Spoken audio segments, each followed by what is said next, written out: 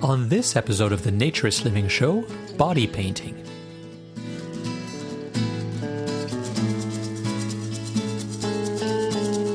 This episode of the Naturist Living Show is brought to you by Bare Oaks Family Naturist Park. At Bare Oaks, we offer traditional naturist values in a modern setting. Free your body, free your mind. www.bareoaks.ca.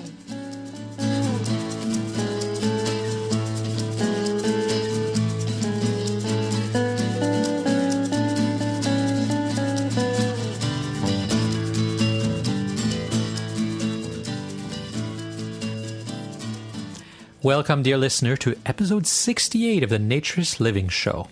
My name is Stéphane Deschênes, and I'm your host for this episode of the Naturist Living Show, and I'm also the owner of Bare Oaks Family Naturist Park. The survey that I mentioned a few episodes ago, that was done by Bare Oaks and the Federation of Canadian Naturists and the Fédération Québécoise de Naturisme, has officially been released. It was released in June, and we did a press release, and of course there'll be a link to that in the show notes, and it has fantastic numbers. I mean, it suggests that 14% of Canadians have some interest in going to a nude beach or a naturist resort or park or something like that. 14%. Now, even if we're conservative and we take just that 8-9%, which have said they would go to a resort, that's the market that I'm in as the owner of Bare Oaks Family Naturist Park, that's still about 500,000 people in the Toronto area. If I got 1% of those people, I would have a huge problem with parking and space and everything else. So it's an increase over the 1999 survey. It shows more interest. There's more details. We talk about other aspects of attitudes toward nudity in terms of going skinny dipping, in terms of sleeping nude instead of in terms of walking around your house nude, and almost 2/3 of Canadians have done something like that, have walked around nude or slept nude or something like that. So it's very interesting. It shows that young people are not more likely to have done it than the rest of Canadians. And to a certain extent, that's not entirely surprising. If they're younger, they've had less time to do these things. But they are more likely to try. So yet again, there's no lack of interest by young people in naturism. And we did a press release, of course. There was some pickup, not as much as I expected. I guess the world is flooded with polls, and people aren't as interested in them anymore. But there was some pickup, and there was some interest. One of them was by the QMI, which is a Québécois wire service, and they did an article, which they interviewed me for, and there was some radio as well. But the QMI one is a neat one because there was they turned it into a graph, a very neat cartoon graph. And I'll put a link to that in the show notes as well as a few of the articles for you to look at if you're interested. And speaking of youth being interested in naturism, 2 articles have just come out recently. One was in Simon Fraser University. So that's a university on the west coast of Canada, in British Columbia, for those folks who are listening who are not from Canada. This woman wrote an article about her love for Wreck Beach and naturism and nudity. And totally, I had absolutely nothing to do with that article. But it's a lovely article, and I'll put a link to the inner show notes as well. And then just shortly after that, an article came out from Wilfrid Laurier University's newspaper, and also about naturism, and by a young woman who just loves the idea of naturism and likes to be clothes free whenever she gets a chance. And I didn't seek her out. She sought me out, and I was interviewed for it as well. But here's 2 examples again of young people being very interested and passionate about a movement, even if they don't fully understand it yet, and they're still trying to get into it and learn about it. So again, it's this crazy story that there's no interest in naturism. The survey confirms it. We get lots of young people at Bare Oaks all the time.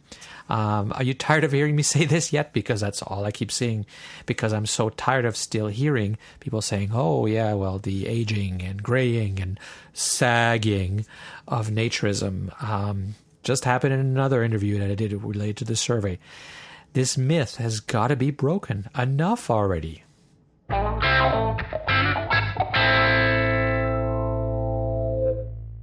You've heard Joshua before on this show, and he's done some interviews for me, which I very much appreciate because it saves me having to do some of the interviewing and saves me some time.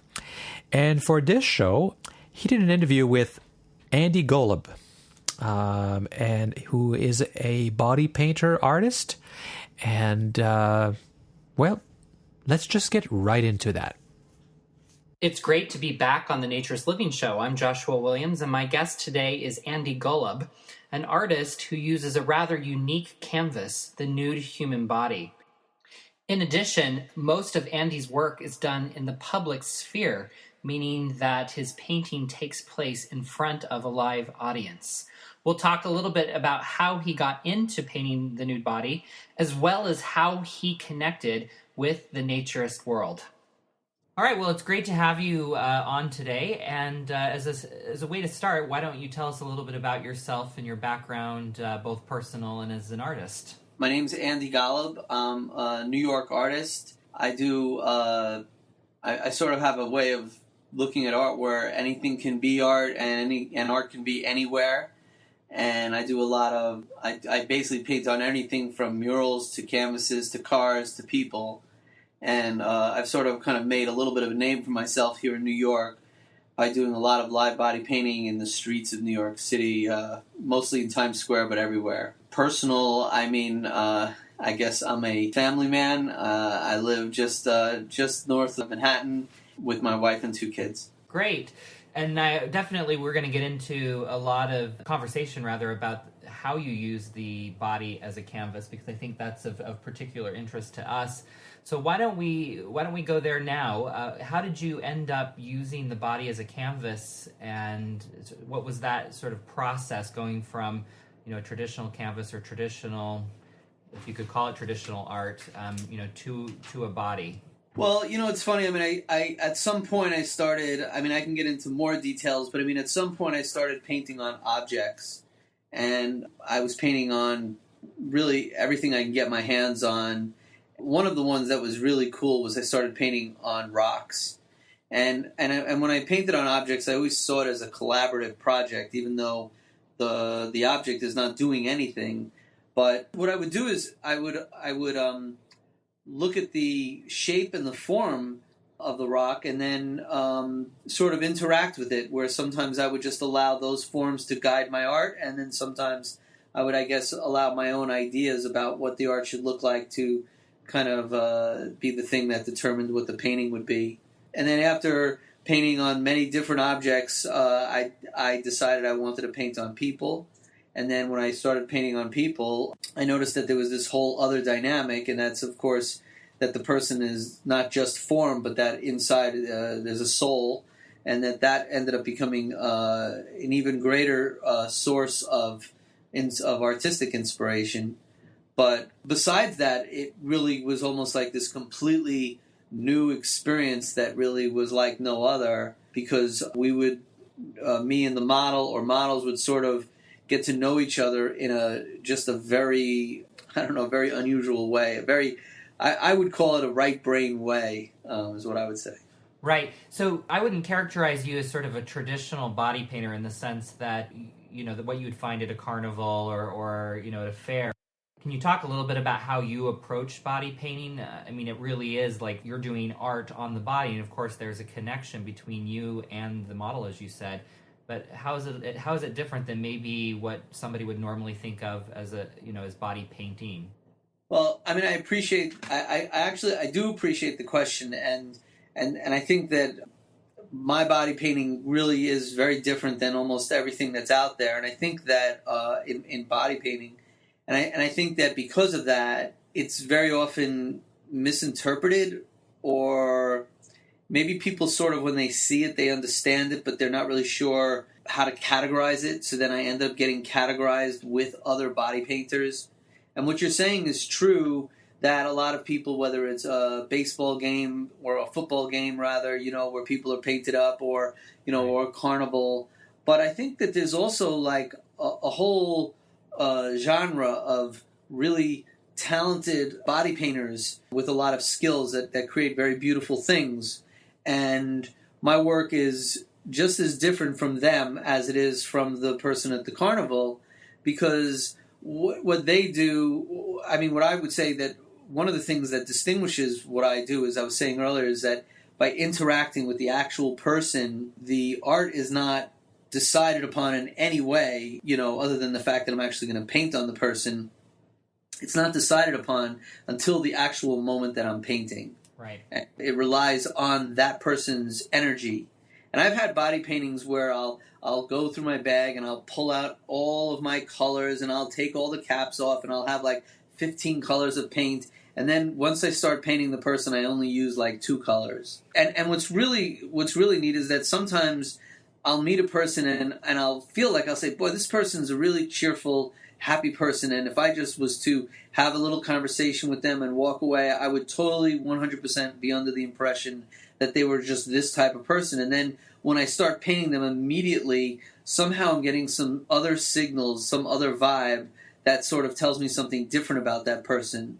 And I always trust the intuitive side of things and the artistic side of things. So it doesn't really matter really what I think of the person, but it's very easy for me to look at the artwork that I create, after I paint it, and to be able to really, it's almost like interpreting your dreams or just interpreting your own artwork, and you see things in it that make you sort of feel like you can kind of navigate through it and figure out what it's about. Right. And I understand when you first started with working on a nude body that it was really sort of within a studio setting, and then that has gone from that to the streets, as you mentioned earlier. Can you talk about how and why you took this, what's traditionally sort of an experience between the model and the artist, and you took it out into the streets where, of course, more people are participating indirectly in the actual art itself? Yeah, thanks. That's a good question too. I would just say that one of the things that I'm really happy about with the way my art has sort of worked out is that it's really sort of just keeps developing and keeps changing and just keeps being new. So where it started off, where I was drawing when I was a kid and I was drawing in a pad, and then that led to doing canvases, to doing large on wood, to painting on wood, to painting on objects, to painting on people, and then to eventually painting on people outside. It's sort of kind of really cool that, the way it just kind of keeps changing. When I was in the studio and I was painting a model, and I was watching this model walk around fully painted, and it was just amazing to me, the transformation that she made. And when I looked at the photographs, I really saw how it didn't capture, not only didn't capture the whole three-dimensional aspect of it, but it didn't capture the spiritual transformation. The whole energy of the person was sort of embodied in the art and the process of making it. And so I started doing a lot of videotaping with it. And then just one day, all of a sudden it popped into my mind. I said, I want to share this very unusual process with the public. And I did it, and I did it in a couple of areas. And we, sometimes, the cops would come over and they would, I guess, like, not want me to be there, or they'd question me and stuff. And then one time it was in Times Square, when Times Square first turned into a pedestrian mall, and I saw the photos in the New York Post of all these people. It was actually the New York Times, of people lounging out in Times Square, and I was like, this is where I want to paint. And so I go out there and I started to paint there, and very quickly the cops were very aggressive and trying to scare me away. And at this point, were the models fully nude, or were they just topless, or? This was like, I was painting a guy and a girl, and they were both like wearing like G-strings. Okay. As soon as they took the G-strings off, then like the cops came, and they were playing this whole game like he's like trying to, now this other guy is going to come and you should be scared. And we had a conversation for about, I don't know, believe it or not, we talked for over half an hour. And I kind of knew, that they had nothing on me, because if they had something on me, the cops are not going to talk to me for half an hour. They're going to say, you leave, I'm going to count to 3, or you're going to get arrested. But I also, at the same time, I felt like I really didn't know what would happen if I said I refused to stop. And so I let them basically kick me out of Times Square. And were you aware of the any rules or laws related to public nudity at that point? Is that something that was part of your plan, or you just sort of jumped right into it, not really knowing what the end result would be? I'm always definitely pretty careful not to break the law, and for obvious reasons. And I knew that toplessness was legal, and so I wasn't doing full nude at that point.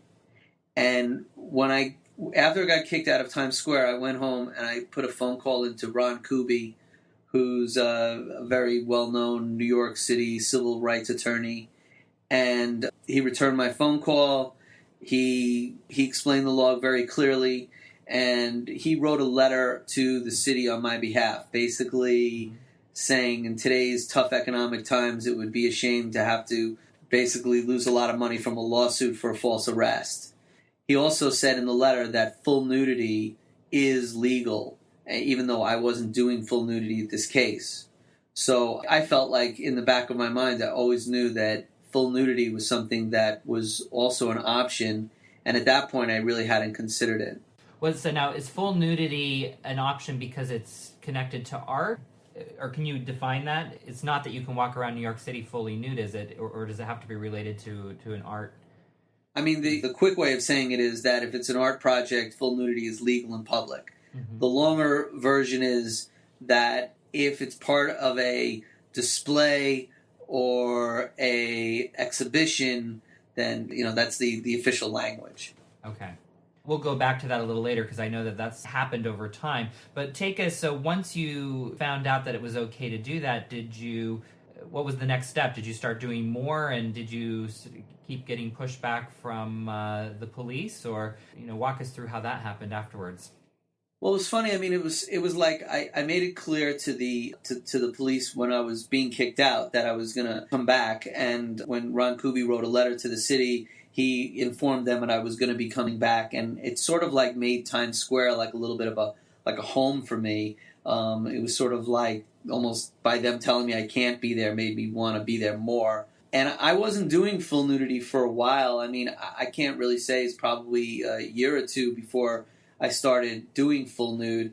And I don't know, again, I think it's really just like a natural progression. I think at first the idea of full nudity seemed like too extreme, or that maybe people wouldn't be able to control themselves, or, that I wouldn't be able to control the reactions. And then just like after doing it enough times and kind of getting used to it, and in my own mind, I just was like ready to do it. And what was that for you? I mean, you mentioned, you say in there that you weren't quite ready or sure what the reaction would be, or whether people could control themselves. What do you mean by that? Is it just the sexual connotation to nudity, or? Well, I think that, like if all of a sudden some guy starts, getting in the girl's space, then I'm not really sure exactly how it's all going to play out. And well, I didn't know you at this point, but once I was walking through Times Square and saw a huge crowd there, and of course wanted to see what was going on, and saw you there painting. So, I mean, I'm assuming that this is a fairly normal thing. If you have two or three or however many naked people in the middle of Times Square, that you're getting quite an audience. It is. I mean, when you saw me, there's a few interesting stories about that. I mean, I can go in a couple directions, but I'll say that the first thing is that, I mean, well, I'm not gonna. I'll let you ask about the arrests in your own way with it. But basically, to be honest, I mean, there's like when someone's naked, there's a natural amount of space that people give them because they're like a little uncomfortable, and that sort of works pretty well. I have like a bunch of photographers that I guess they're paparazzi that sort of kind of follow me around whenever I do stuff, and what they do is because they know me, they kind of feel comfortable to break closer than that normal space that other people stay. And then once they break the circle, then everybody else follows in. And so it turned out that I had to sort of control those people to make sure that they sort of stayed outside that circle. Maybe I don't know if that's the most interesting story of all of them I tell, but... So you found, though, that people kept a little bit of a distance because of the photographers, but, I mean, did you have any issues at all with people getting too close or being unseemly, or that I just think never that materialized? I think that basically, it's what's kind of neat about it is that people see the nudity and and sort of like they're always unprepared for what I'm doing, and that's one of the things that's really fun. No matter where I do it, the people around, whether they like it or don't like it, they're completely off guard on it, and so people sort of stay back a little ways. They look at it, they try to understand it. There's sometimes that people might react like with a harshness, like someone might say something like salacious, but when they say it, they don't stand there and say it like confronting you. They'll just be walking away, and then as they're like sort of out of the picture, they'll scream something dirty or something like, you know. I've seen one of your pictures in one of your books of, the different reactions of the people around, and it's one of my favorites. But can you describe sort of the different reactions that you get? Obviously, there's one of the things you hear in naturism a lot is that, oh, you can't be naked in front of the kids. And obviously there's kids walking through Times Square. You've also got all sorts of different people from different cultures. What's been sort of the general reaction among these diverse crowds walking through Times Square? It's funny because like mostly people, I would say they look and they just sort of look confused, and it's hard to really know, where they're at. And I try not to really get into other people's heads too much. And sometimes there was this one time when I've just started painting this girl, and this older lady comes by and she says, "You can't do that." She's like shocked, and then she stops and she says, "That's disgusting." And me and the model both just sort of looked at her, and we weren't like happy with it, but we weren't upset about it either. And we both just sort of said at the same time, "Thank you for sharing." And I think that the idea for me is that I don't really know, is this person going to go home and maybe make a change in the way that they see everything? I mean, sometimes the person who's vocal against it is actually is actually having their own internal battle, and they're on the verge of actually accepting certain ideas, and you're just hearing the part of their resistance to it. I mean, I'm not saying that that's the way it is. What I'm really saying is that it's very difficult to really judge people or really understand what people's sort of battles that they have going on themselves. So I look at it more than anything as an exchange of energy, and I'm putting out an energy of freedom, an energy of trust between me and the model, and it's very obvious that there's that trust, an energy of a lack of shame. And I think that most people really sense the positivity to it, and really kind of feel uplifted in that way. The people that feel, let's say, more angry, I think it's sort of like they just have their own issues that are they're bringing in that are not specifically, with what I'm doing. But that's obviously a part of art. I mean, in a way, that's saying to me that the art that you're doing is working. That there's a connection, whether it's negative or positive. There's something happening. I agree. I mean, I it's funny because lately I've been painting a lot in the studio. I've got several paintings in the studio, and I love painting in the studio. And I'm like, oh man, I should just do this. I love this, and why am I painting outdoors? It's so stressful. But when I do paint outdoors, I feel like, oh man, this is so much fun. I'm interacting with so many people on so many layers and levels that it's just, it's really like no other experience. So I feel, to be honest, I really feel like fortunate to have any of these experiences. As a stylist on the fashion side, I've done a lot of photo shoots, and not everything in New York is a public space. I mean, obviously, if you're in front of someone's building, that is part of their space, and you have to get, usually, you would have to get, rights to be able to do that. Have you shot outside of Times Square in a space that might be less public, or that you've had other issues? I mean, first of all, I've probably painted in like 15 different places throughout the city. The library on 42nd and 5th. I've been in Washington Square Park a couple times, Tompkins Square Park, Columbus Circle, outside of Columbia University. I've painted a couple times in Williamsburg, Brooklyn. Okay, the question was... in terms of maybe private space or in front of a corporation. Obviously, Times Square is sort of New York, but... I painted, now I'm painting fully nude people, and last summer I painted 2 fully nude men right outside of the Apple store, and I got a much harsher confrontation than I've gotten before. And it was the cop. I was sort of thrown off because the cop like grabbed my arm and like he didn't hurt me or anything, but he pulled me in a way that sort of sent a message to me. I felt like it was sending a message to me, like he's not going to just play by the rules, and I can't say that he won't, but it definitely was like. It definitely shocked me a little bit to be handled like that. And then the security of the Apple store, this guy was walking around with two like huge dogs, a big German Shepherd and a big pit bull. So I was definitely feeling intimidated. I think that was by design. And again, it really makes me think, like how much, because there's so many areas that I've painted in New York City. So the question is, how much do I want to just say, how much do I want to just go after what I know is going to cause trouble because I have every right in the world to do it, and then end up the whole thing's not about the art as much, and it's really about the rights part of it. And how much do I want to say, well, look, I mean, I can paint in front of the Guggenheim Museum. There's so many places in the city that I can paint where I'm not really given big confrontation. Maybe I should just sort of, be satisfied with that. So it's kind of the mixing art and activism, and is that something that you think about a lot? Or, I mean, do you feel like you're more on the art side, or has this become sort of married with activism, this idea of, you mentioned independence earlier, the ability to do what you want to do in the public space? I mean, it's the question's right on. I think the thing that drives art, and maybe the thing that drives life, is that things sort of like an imbalance, like this sort of fluctuation between two things. And I think the idea of expression as a right, and also expression as a personal need, and the way those two things sort of play off each other is really what the whole thing's about.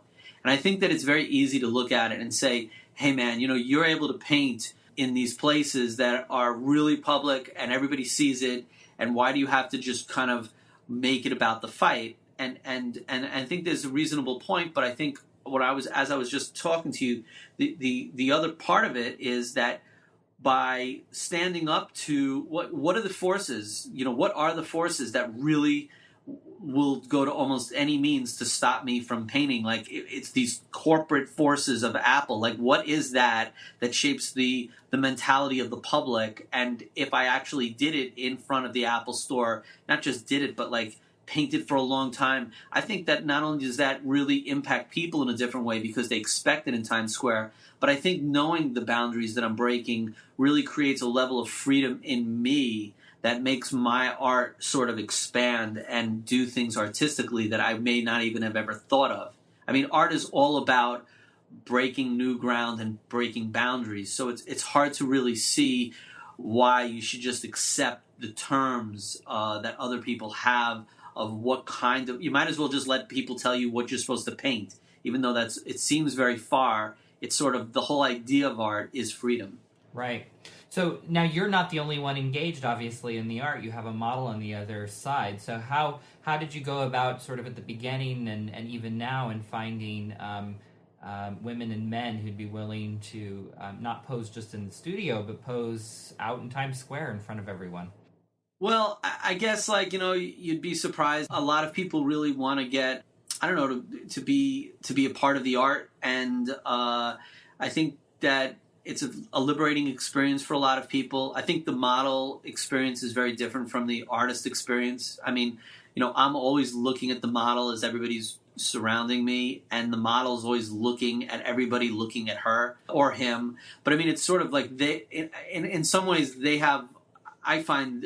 I'm sometimes a little jealous of the model's experience, to be honest, or I know that there's an aspect of it that I'm not getting, even though I'm sure that I'm getting my own aspect. I don't know. I mean, I think a lot of people really want to be part of it. It got a tremendous amount of press coverage, largely because of the arrests, and then it became, I don't want to say a movement, but it just became like where people just keep kind of, saying they want to be a part of it. And I think it's pretty amazing, and maybe I think it even speaks to the times that we live in, that people, well, let me say it this way. When I was a kid, getting a girl naked was an achievement. And when we're in Times Square, getting a person to be naked, not just for me, but for the entire world, seems to be something that is actually relatively doable. Right, compared to when you were a teenager. So you mentioned a little earlier just some of the legal battles that you've had, and if I remember correctly, that did lead to an arrest and a stay in prison. Is that correct? Yeah, I was about 25 hours in local New York City jail. It was, I knew that everything was going to work out okay because I was very, I knew what I was doing and I was prepared for it. But I could tell you that it's a significant experience. It was something that when I finally got out, I really felt the lack of freedom sort of sank into me a little bit. So I really was like, wow, I'm actually free to go wherever I want. So it's pretty amazing how quickly it sort of changes your point of view. I did not like being alone. I was alone for like 15 hours straight. I did not like it. And I was happy to hang out with all of these scary characters. Much preferred to hang out with the scary characters than to be by myself. And did the model end up in prison as well, or was it just you? The two models were arrested at the same time, and and there was a point when I was getting fingerprinted that they let me visit their cell and talk to them, and they seemed to be making jokes, and they seemed to be pretty, like having a good old time at the time I saw it. But I can tell you, just from my own experience and from talking to them, there's a certain anxiety associated with it, and I think that it's a real experience, and I think it's definitely, there's part of it that's pretty a little scary and a little uncomfortable. So at what point did you connect then with the naturist movement? That's where I first met you, was at Rock Lodge. You had come to visit. And what was that experience like? Because obviously up until that point, it was really kind of pushing against the ropes. And then all of a sudden there's this group out there that, they're all naked and seemingly without an issue. So how did you end up connecting with the naturist movement, and sort of how did that change, or did it change how you what you did, or the access that you had to different models and so on and so forth? Well, I have to tell you, to really tell the story right, I have to say that first there was several arrests, and then we had to go to court. I had to go to court to get my charges dismissed, and they were dismissed. But when they were dismissed under a condition. And the condition was that I can do full nude body painting, but only after the sun goes down. And I was never happy with that condition. It always frustrated me because and I think that bothered me the most, I guess, is that there was absolutely no law, that they didn't even attempt to make a law. They just said, this is a condition so that the children are less likely to see it. It was like some kind of weird compromise with the law. And as I said, I was never comfortable with it. And what happened was, the way I met the young naturists was Felicity contacted me and wanted to do an article about what I'm doing. And I explained to her that I had this restriction and that I really didn't, sort of like this restriction. But she was sort of like saying, so why are you accepting this restriction? And I was like, the answer is that basically I'm working with a lawyer, and I don't have I just don't have like funds around so I can just challenge the city wherever I want. But it definitely, when I spoke to her, and the way to her it was sort of like, clearly that was a fight that was worth fighting for, and it was something that I did for one summer abide by those restrictions. And I was doing, when you saw me, I was painting a group of nude models, and it was after dark. Or basically what happens is that they can be semi-nude, but they can't drop their underwear until after the sun goes down. So it's like this weird game of waiting until a certain time, and then the panties drop. Everything about it painted what I was doing in a sexual way. And I resented that. And it also sort of just had this whole feeling. It was like they made it so that my work was now body painting after dark. And I felt that it was important to be done during the day. Like, that was part of it. It was supposed to be during the day when the children are out. It wasn't like I'm targeting children, but I don't want to be avoiding anyone because it's not something that is salacious. And I really rejected that. I contacted the New York Civil Liberties Union, and one of the people that worked there really liked my art a lot and, appreciated what I was doing. and she decided to make it her case. They went to the city and they challenged that rule. And I mean, the city seems so stuck on this nighttime thing. Every time I was painting, they would not every time, but like a bunch of times I was painting, they would have someone from the city around, and they'd come up to me and they'd be like, "You're not going to drop those panties until after dark. You're not, like it was so focused on it. I was like, I don't know what they're going to do, because now the New York Civil Liberties Union is basically threatening to sue because there's no legal basis for it. And then I was very surprised when one day, all of a sudden, they said, okay, you're allowed to do it.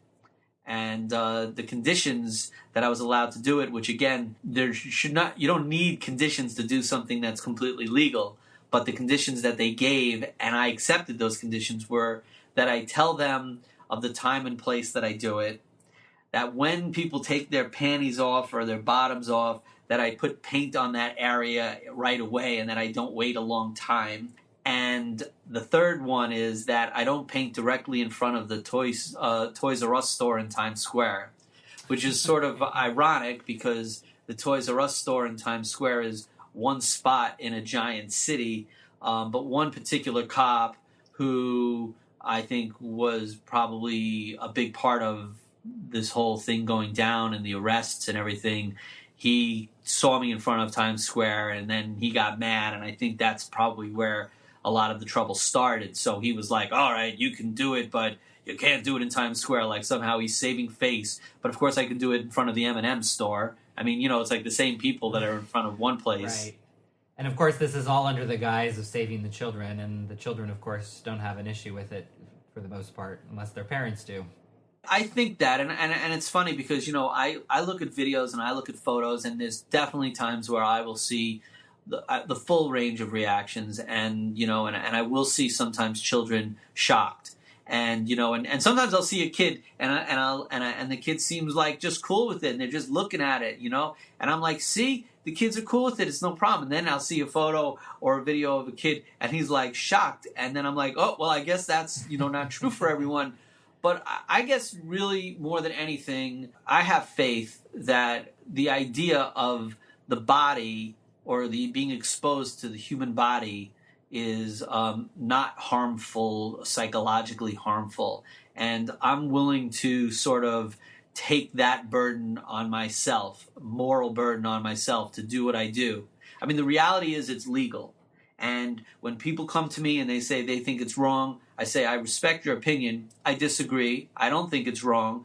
But I'm not the person you should really be talking to. You should be talking to the legislators. Because if you want to talk about whether or not it's okay for people to see the nude form and the nude body, I'm happy to talk to you all day long. That's no problem to me. But I'm not going to stop doing what I'm doing because you don't like it. Right. So obviously you got together with YNA and you came to Rock Lodge. How was that experience in comparison? Obviously, it's a whole different situation, but for you, having, walking into a place where there was naked people everywhere, and you were probably the only clothed one when you walked in. Well, it's funny. I mean, first of all, so I painted a group of the naturists, and it was nighttime, and it was like a little like, it wasn't the vibe that I really liked and all this. And then, they invited me, and I'll tell you something, the crowds were enormous, like surrounded by hundreds of people, and definitely some characters that were a little like I really wasn't the most comfortable with. I really had a lot of respect for the naturists because, they're used to being naked, but they're not used to being naked in the general public. And they really kind of got a taste of my world. And I thought it was really, I don't know if the right word's brave, but there was something that they were really, putting into it, that they would trust me and the art and just put themselves and have no idea. And so I think it was probably a really good, a good learning experience for them, and it being exposed at how maybe unhealthy many people are about nudity, and how so many people, really don't take it in stride, and really, it's just, they can't get past the body from a sexual point of view. When I went to Rock Lodge, I was going to paint a whole group of people there, so I was excited about that. And then I said to Felicity, I said, just to let you know, I'm not a I'm not a nudist. And she responded, she said, I don't know if you know how ironic that sounds. That's what she said. And I felt like, with everything that the nudists have given, and when I say given, I don't really mean like given to me, but like given of themselves, when they did the public painting, I really, and it really was a lot of respect that I felt like I really wanted to, respect their lifestyle, I guess. I don't know. I mean, I felt like I wanted to participate, in it. And what I mean is that, so like so I'm walking around, I just have nothing but my shorts on. And I'm like, I don't know. I'm not even really that, I don't really want to, I'd rather have a shirt on, you know what I mean? I'm working, but I don't know. So I'm, and everybody's naked, and I'm obviously, I don't know if it's obvious, but I mean, I'm comfortable with everybody being naked. It doesn't bother me. I mean, it's, whatever. I guess it's cool. But then, I about to like start giving everyone directions, and it was like so funny to me because I like pull my pants down, and then I'm like, everybody come over here, listen up. This is what we're going to be doing here. And it's sort of like, it just seemed sort of like weird that like I'm pulling my pants down to say that. And then I started painting. I don't know, I was painting for a little while, and I didn't feel not naked. I felt naked, and I just felt like it was, I'm like bending over, and I'm feeling like a little breeze, and I don't know. Did it nude for about 5-10 minutes, and then I put my shorts back on. And people said to me, some people afterwards, they were like, something like they appreciated the fact that I took it off in the first place. Mm-hmm. Did it change the dynamic for you, while you were painting, or was it just sort of a personal thing, just feeling a little bit awkward? I mean, obviously that was your first time. Yeah, I mean, it just felt a little like, I don't know, I mean, I felt a little, I don't know. I mean, I feel a little. I don't want. I'll just say that I felt a breeze that I'm not used to. A little vulnerable. I felt a little vulnerable. I did, and I went. I did another painting. I guess the next year, and the next summer I went and I did another one, and I guess I was. I don't know. I don't want to say surprised, but I mean, maybe I made significant progress. I think is maybe the truth, because then I was nude for a much longer period of time.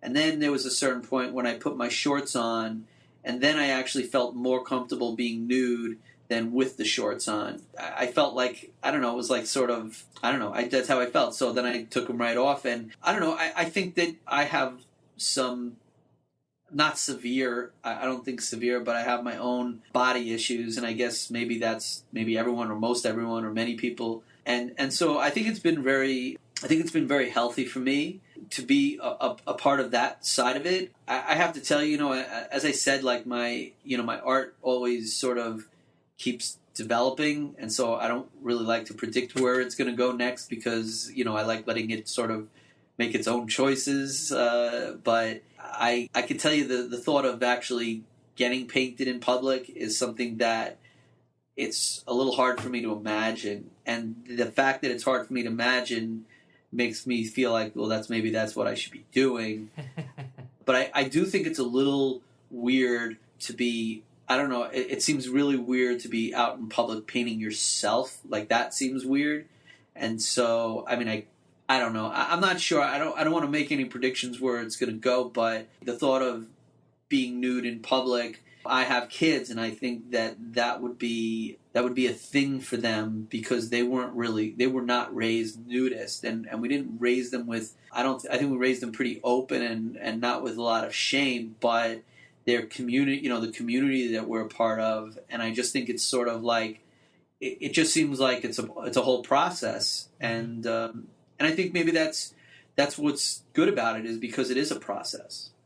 Well, and you've since been fairly involved with YNA and participating both. Well, usually you're there doing paintings, but you've also just come to visit otherwise. I have, yeah, and I do like the idea, but I don't know. I guess I don't have a answer on that. It's a process.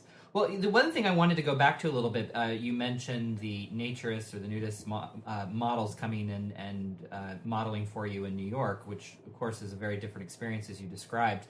But there was one big painting that you did in particular that ended up on the Dave Letterman show that included, I know, a few members from Rock Lodge. And can you describe sort of what that was all about? I know that turned into a pretty big opportunity for you for PR and that sort of thing. Well, I mean, on that day I painted, it was 10 models. I don't know, I was feeling really good that day. I just, some days the first brushstroke comes out and I'm in a groove right away, and it was 10 models, and everybody sort of helps and, participates, and I don't know, I mean, it was a large group, and, we were David Letterman's top 10 list, and I guess, like he's a TV guy, so he started trying to make it more like, just keep it in your living room, this kind of shtick. But, Right.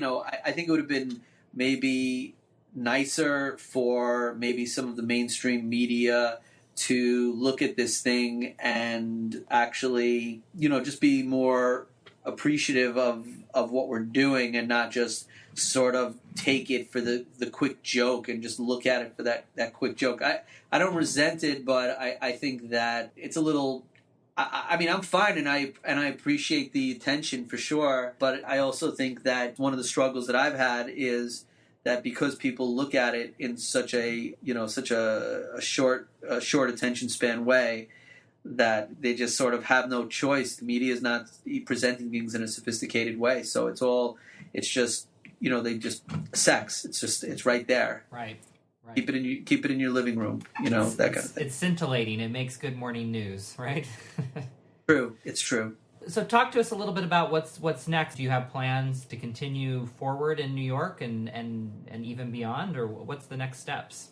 Well, a couple things. I mean, first of all, a lot of people definitely have been contacting me, and everybody, a lot of people are ready for me to come back out and do it, which is nice. And I think that, it's hard not to just keep sort of coming out there and painting out there, because it feels like it's really impacting. There's a lot of other body painters that we were talking earlier about, other body painters. So we're looking this summer to possibly have something called a New York body painting weekend, because a lot of the other body painters have talked to me and said that they would like to also experience the live body painting in Times Square. So we're sort of inviting a bunch of body painters, more of the well-known body painters throughout the country, to come to New York to sort of share in the experience. And I think that when they share in the experience, I'm also very interested in not just sharing the fact that they're painting in public, but maybe sharing a little bit of the spontaneity, a little bit of maybe the body acceptance, maybe, instead of all the models being, these perfect bodies that maybe they might be used to more often in the competitions, but like more of the, maybe we get some naturists to be a part of it, that kind of thing. And do you plan to take it beyond New York, or mostly just in New York still? I don't know. I mean, New York is one of these places that really... I mean, I can't say that I won't go beyond New York, but, I mean, the thing about New York... There's a couple things about New York that are just really great. I mean, one of them is it's one of the few places that really has these nudity laws, so, you can really do these things. And it's also... There's people from all over the world that are there and they're watching. So, to me...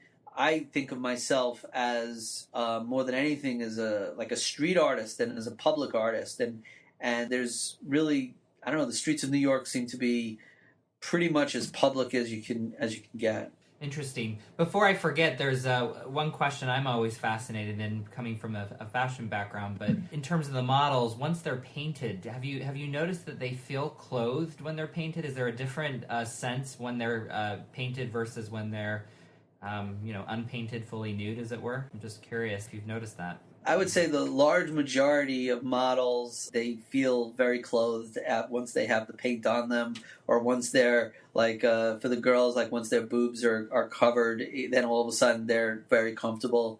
There have been some cases where models definitely don't feel that way. Most of the time when that's the case, there's been a couple of times where I've painted girls with really huge boobs, giant boobs, and there's something about that where, and we would ask, so do you think, do you feel naked? And the girl would be like, yes.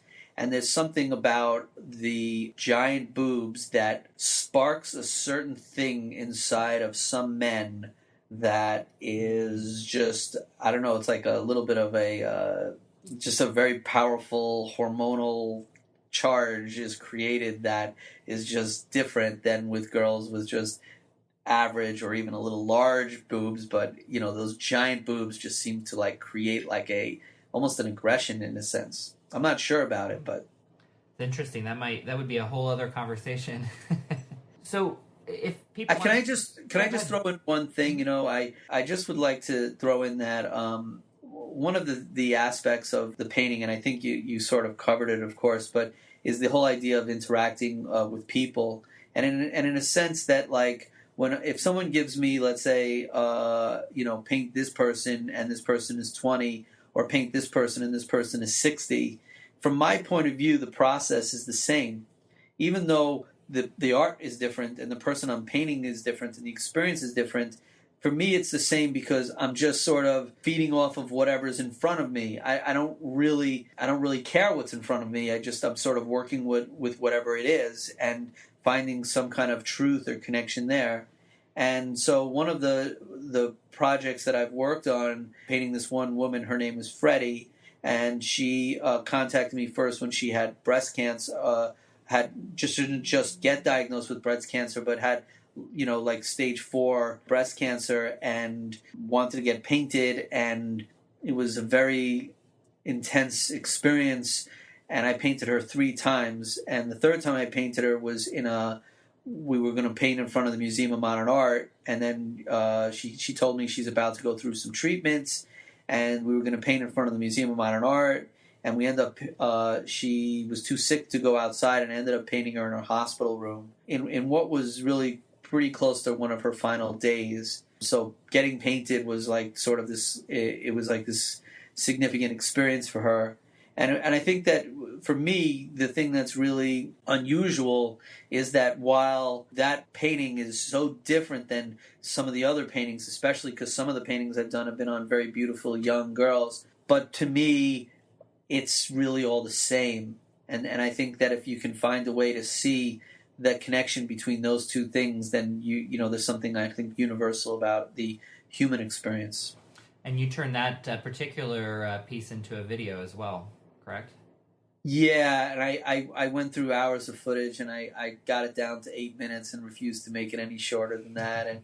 And I'm very proud of it, and I think in some ways it, as I say, I mean, I in my heart, I don't think it's different than the other experiences. I don't think you need to be sick and dying to have a very powerful and meaningful and life-expanding kind of experience. But I don't think that there's anything that I've done that's articulated the process of how it's really about, one of the ironies of the painting is that you're painting the body, the unclothed body, and yet the painting really connects with the person's soul more than it does the body, that somehow the nudity sort of frees the person up. There's nowhere to hide, and so then there's nothing but who they are. We're not the demographics of how we choose to present ourselves, because those things are all stripped away. It's really cool, but you know that. Well, I think that's well said, and a good place to end. Where can people find more information about you, Andy? Well, my website. Well, first of all, I should be all over the place on mostly Facebook, but Twitter and the like. And my website is andygolub.com, and it's coming out very soon, a new website where people will have an opportunity to share their own feelings or their own experiences or their own opinions about what I'm doing, and maybe share their own feelings about either the art or the nudity or whatever, and have a little bit of a dialogue about it, through the web. That sounds great. Thank you so much for being with us today. Thank you. It was my pleasure. Thank you, Joshua, for doing all this work, for arranging the interview, recording it, and even editing it. And thank you, Andy, for being part of the show and participating. I did not get to speak to you directly, but it was a very interesting discussion, and I very much appreciate it.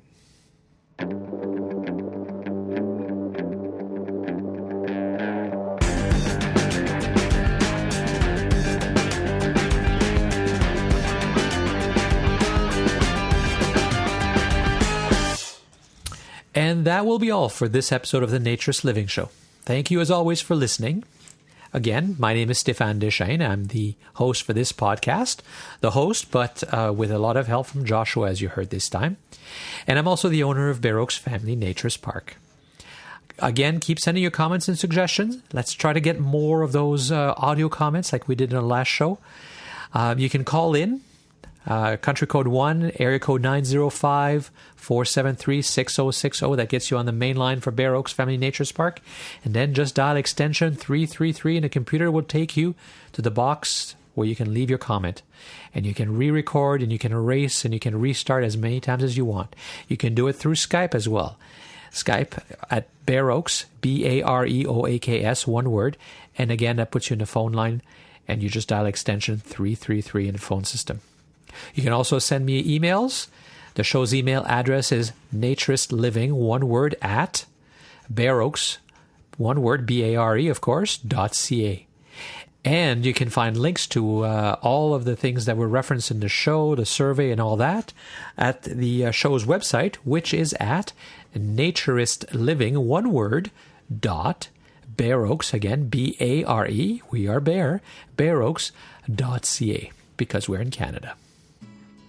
Join us again in about a month for the next episode of the Naturist Living Show. This episode of the Naturist Living Show was brought to you by Bear Oaks Family Naturist Park. Traditional naturist values in a modern setting. Traditional values means that naturism is more than just taking your clothes off. It is a life philosophy with physical, psychological, environmental, social, and moral benefits. Bear Oaks Family Naturist Park strives to promote those naturist values in a modern setting that provides the amenities and services that our members and visitors expect. Free your body, free your mind. Learn more at www.bearoaks.ca.